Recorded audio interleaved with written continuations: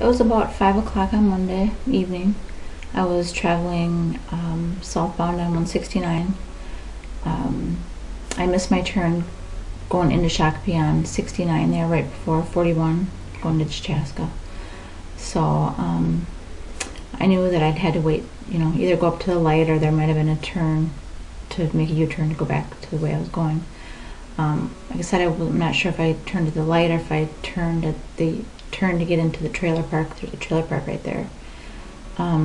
Regardless, when I made my U-turn, a truck swerved to hit me, and nobody was going more than 5 miles an hour. I mean, the light had just turned red or green, and I was just pulling out. So, go ahead. Oh, irregardless, he was honking at me, got right on my tail, like almost trying to force me off the road without hitting my vehicle. So I knew he was upset. So I pulled over and to say, listen, hey, I'm sorry, it's my fault, whatever. He got out of his car. His car door was still open when he just flew out of his car and came up to my car, and I rolled down my window and heard him screaming. He was just using every single profanity in the book, saying he had kids in the car, and I didn't have a chance at that point to say anything. Nothing. I mean, I couldn't put a word in edgewise. And then he just turned around and stormed back to his car. Well, so then I got out of my car, walked over to his car because I didn't get a chance to talk and apologize. And when I got over there, and he just attempted to just keep screaming at me and wouldn't listen to me, and his demeanor was at that point very frightening to me, very threatening, not verbally, but just he just seemed very threatening to me.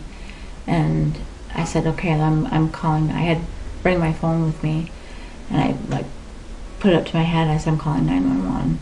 And he had grabbed my phone from me and threw it in the middle of the road, and witnesses say it just shattered on impact.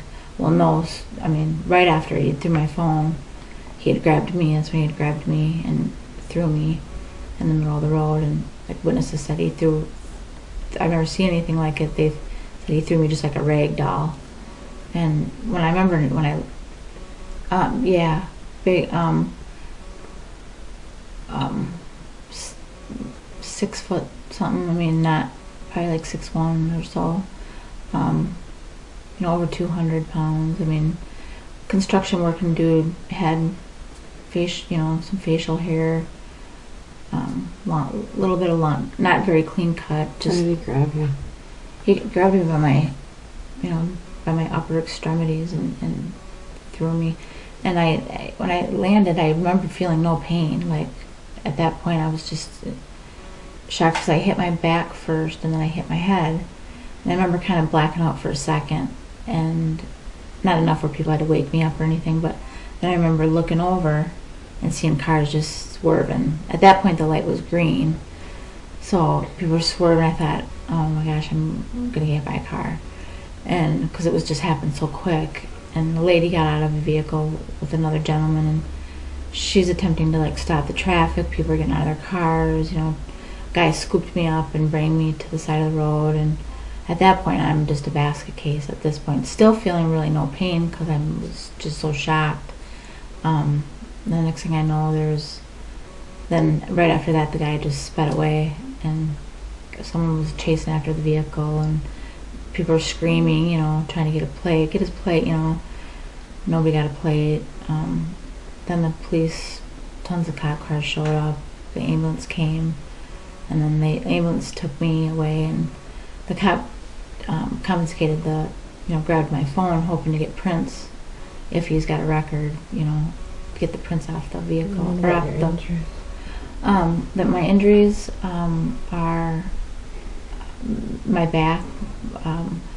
In the past, I've had 2-3 years ago, fell on some stairs, so I had a injury to my back. I had some herniated discs, which are now re-injured, along with some lateral tears in my right side of my back, with sciatic nerve damage in my right leg. so I have no damage to my head, other than like little bumps and bruises and headache, but nothing too terrible there.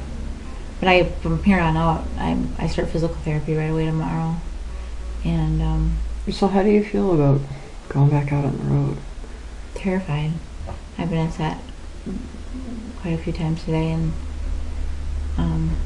yeah, terrified. I think I know I can heal physically because I'm not gonna let him win that part of me. I mean, I'm pretty tough. I mean, I'm gonna work really hard because I know I can physically get better, but I think emotionally is where I'm struggling right now.